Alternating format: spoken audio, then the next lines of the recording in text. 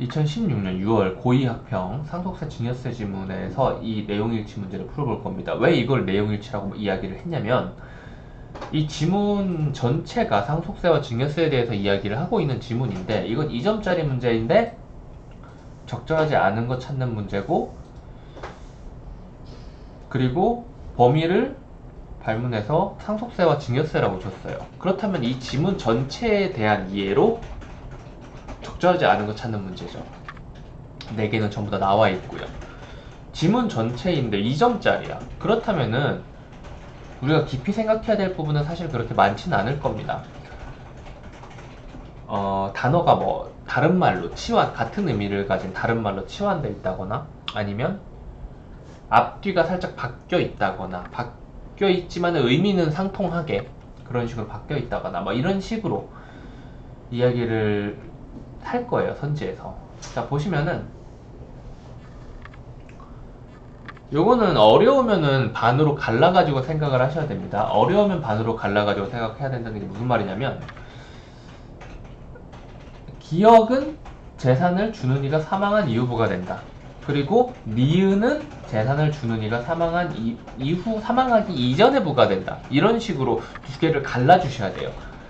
그런데 1번 선지 같은 경우에는 우리 1문단이 제일 중요하고 1문단 내용을 반드시 정독해가지고 이해를 한 다음에 다른 문단으로 가야 흐름을 잡을 수 있다 그랬잖아요. 이 1문단이 나오기 때문에 사실 요거는 이렇게 근거를 찾아가지고 얘를 맞는 말이구나 라고 생각을 하기보다는 이걸 본 순간 이미 동그라미를 치고 있었어야 사실은 옳게 접근한 거라고, 그 전까지의 단계를 옳게 접근한 거라고 보시면 되고요. 그리고 2번 선지 같은 경우에는 니은은 뭐죠? 증여세죠. 증여세의 납부 의무자의 우선순위가 법으로 정해져 있다. 그리고 기억은 반대로 앱을 찾을 수 없습니다. 뭐야? 다운로드 하셔야 합니다. 시리가 켜지네. 기억은 뭐죠? 기억은 납부 의무자의 제가 도울 수 뭐야? 있는 다른 일이 기억은 납부 의무자의 우선순위가 법으로 정해져 있지 않다라고 하는 거죠. 기억은 뭐고 니은은 뭐죠? 니은이 증여세, 그리고 기억이 상속세죠. 우선순위라는 것을 찾아보면 여기에 있죠. 여기에 우선순위라는 이야기를 굳이 해야 될까? 보시면은 상속 1순위가 상속 우선순위 1등이라는 말 아닐까요? 그쵸? 2순위, 3순위, 4순위는 뭐죠? 상속이죠. 왜? 흐름을 제대로 잡으면서 읽어가면은 왜 이 이야기를 했을까? 라는 것까지 사실은 생각을 해주셨으면은 정말 좋았을 것 같은데, 왜 이런 이야기를 했을까요? 왜? 여기죠. 상속의 경우 재산을 물려주는 이가 유언 없이 사망하였을 경우 그의 상속 의지를 알 수 없기 때문에, 그래서 법으로 순위를 정해준 거라고요. 증여는 상속해주는 사람, 재산을 물려주는 사람이 사망을 한 상태인가요? 아니죠. 살아있죠. 그렇다면 언제든 그의 의지를 파악할 수 있기 때문에 법으로 그런 것들을 정할 필요가 있을까요? 없을까요? 없죠. 그쵸? 그래서 증여세는 납부 의무자의 우선순위가 법으로 정해져 있다라는 말이 틀렸고요. 상속세가 기업과 달리니까 상속세가 납부 의무자의 우선순위가 법으로 정해져 있지 않다라고 말하는 것 역시 틀린 말입니다. 둘 다 틀린 거고, 이걸 맞는 말로 고치려면 기억이랑 니은이랑 위치만 바꿔주면 돼요. 증여세는 납부 의무자의 우선순위가 법으로 정해져 있지 않지만, 왜냐면 돈 주는 사람이 살아있으니까. 이 납부 의무자의 우선순위라는 것 자체가 세금을 낸다는 것의 의미가 바로 돈을 받았기 때문이라는 거잖아요. 결국 이 납부 의무자의 우선순위는 상속을 받는 사람의 상속순위랑 같은 말이에요. 그쵸?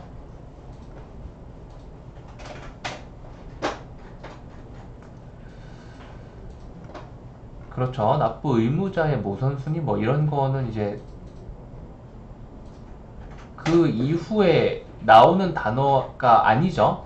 납부 의무자의 우선순위 그런 게 없죠. 우선순위는 여기에 이 문단에서 이야기를 하고 있죠. 그래서 사실은 이 문단까지 읽어가면서 답이 나오는 문제였는데 이거를 이제 캐치를 못하면은 이 순간 이미 시간이 오버될 것이 확정된 거예요. 진짜 정신 차려가지고 읽으면서 풀어야 돼요. 그리고 이 앞뒤 바꿔놓고 뭐 두 개를 말했다고 절대 헷갈리지 말고 나머지 선지도 찾아봐야겠죠. 기역, 니은 모두 세금을 납부해야 하는 이는 재산을 받는 사람이다 라고 하는데 어디죠? 이것도 역시 여기가 2번 선지였고 이것도 역시 재산을 받는 이가 세금 납부 의무자가 된다라고 하죠. 그런데 그런 경우가 있어요. 이 지문에서는 이런 이야기를 하고 있지만은 여러분은 나중에 굉장히 부러운 경우인데 부모님이 증여로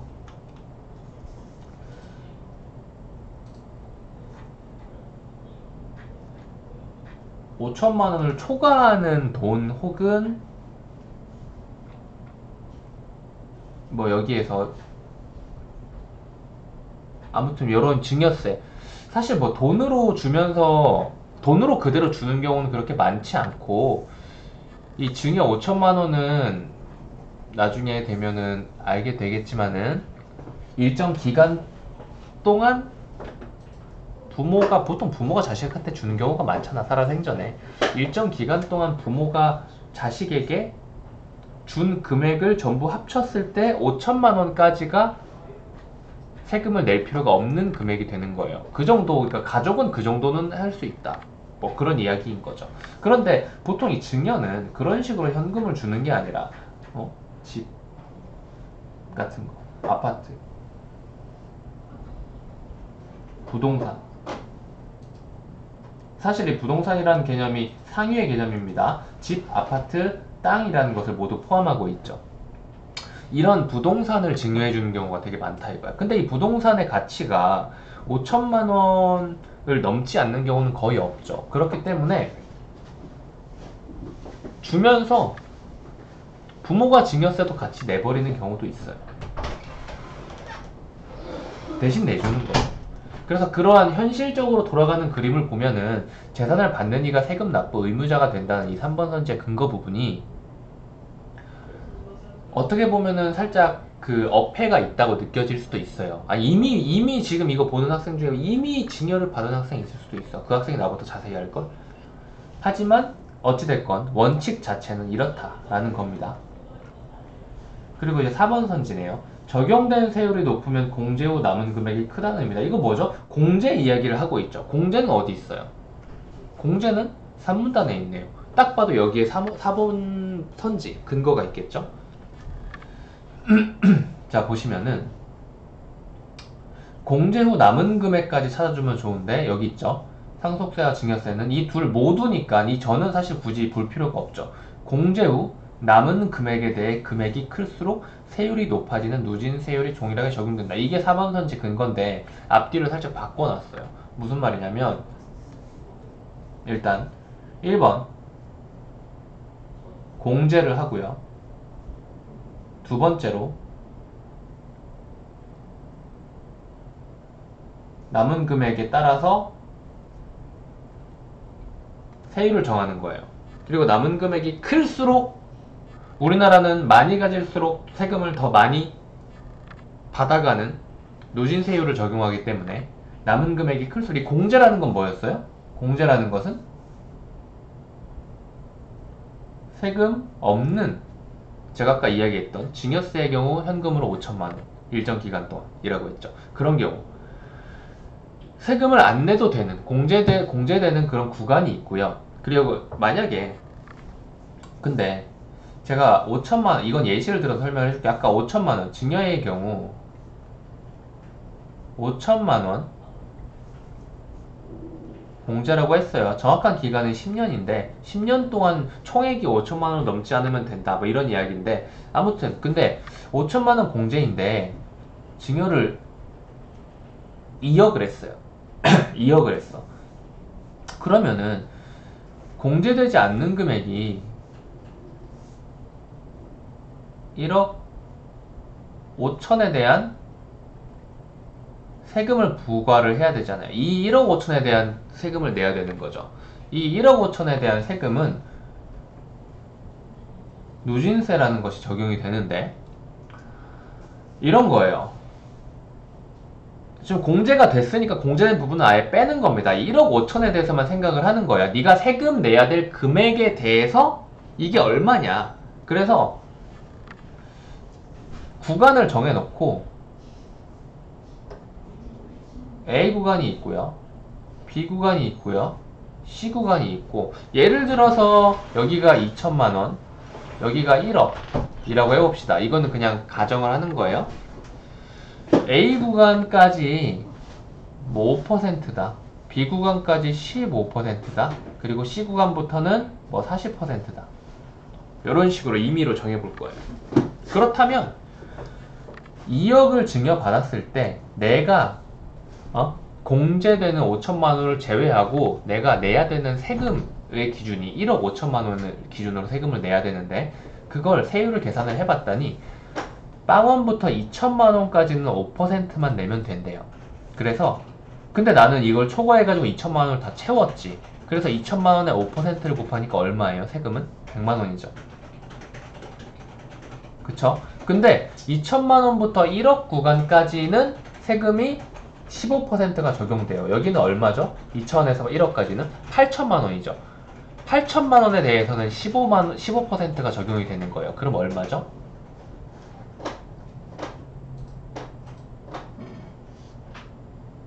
1200만 원인가요? 근데 이렇게 적용이 됐는데 나는 1억 5천이기 때문에 1억을 초과한 보유까지 있단 말이야. 여기는 얼마예요? 총액이 5천이죠. 여기는 8천, 여기는 5천이죠. 5천에 40% 곱하면 얼마예요? 2천만 원이죠. 그래서 이 경우 이런 식으로 누진적으로 세금이 잡히기 때문에 왜 5천만 원만 하고 앞에 1억은 안 했어? 앞에 1억은 이미 구간별로 세금을 다 뗐잖아. 그래서 이렇게 계산을 하는 거예요. 각각 구간에 대해서. 여기까지 해가지고 1억 5천에 대한 세금이 A 구간 100만원, B 구간 1200만원, C 구간 2천만원이 계산이 된 거죠. 이런 식으로 계산을 하기 때문에 남은 금액이 크다면은 세율이 큰 거고 4번 선지 같은 경우에는 여기에서 이걸 돌려가지고 만약 네가 적용되는 세율이 되게 커. 그렇다는 말은 공제 후에 남은 금액이 적겠느냐 크겠느냐를 물어보는 거죠. 당연히 남은 금액이 크기 때문에 세율이 크게 적용되는 거겠죠. 이렇게. 그리고 5번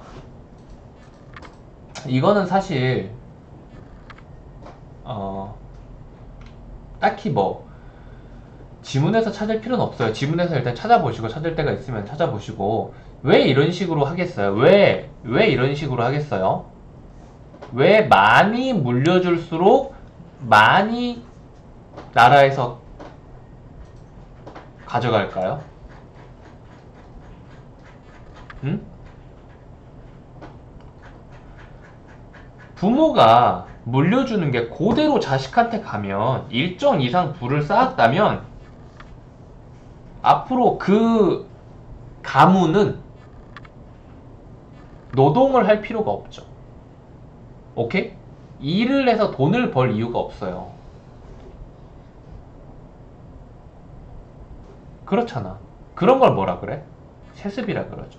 그리고 세습의 가장 큰 문제가 부익부 빈익빈인 거죠. 남의 집 일하고 남의 집 하인 생활하고 이제 하인은 없지만은 아니 어느 구석엔 있을 수도 있어요. 남의 집이라고 박봉을 받고 그런 사람들은 세습해줄 부 자체를 형성을 못하죠. 그러니까 자식 역시도 남의 집이라는 거죠. 근데 가진 사람들은 사람 고용하고 그 사람들이 창출해주는 부가적인 가치로 더 크게 성장하고 그리고 그걸 자식한테 그대로 물려주고 자식도 그렇게 살고 그러니까 이런 게 현대판 계급제잖아. 그리고 계급제를 조금 더 긴 말로 늘린 게 부익부 빈익빈이고 그거를 막기 위해서인 거죠. 증여세와 상속세의 목적은 그거 단 하나밖에 없습니다. 그거 막 LG에서 막 상속세로 막 조 단위로 냈다, 천억 단위로 냈다, 뭐 그런 이야기 했던 것 같아요. 정확한 금액이 기억이 안 나는데 아무튼 상속과 증여에 대해서는 이 지문에 대한 내용만큼은 여러분 살면서 그냥 머릿속에 넣어두는 게 좋아요.